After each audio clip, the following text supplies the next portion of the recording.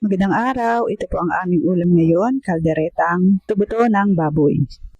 Narinig ko na po ang buto-buto ng baboy ahead of time sa ketchup, toyo, tomato sauce, nilagyan ng paminta, konting bechin, at pinisian ng lemon. Then, iginisa ko lang po siya sa konting mantika, sibuyas, bawang, at inihulog yung ating marinated pork buto-buto.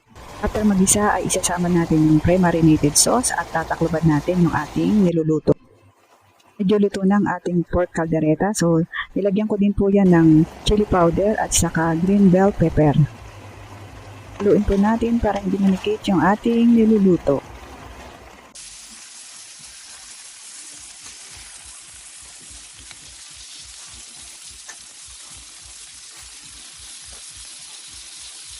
Takloban po uli natin para magkaroon uli ng sabaw yung ating niluluto.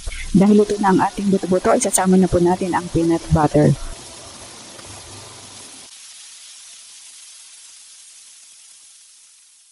Luto na po ang ating kalderetang buto-buto. Pwede na tayong kumain. Ayan po ang aming ulam ngayon at may salad din po kami. Maraming salamat sa panonood. Follow for more.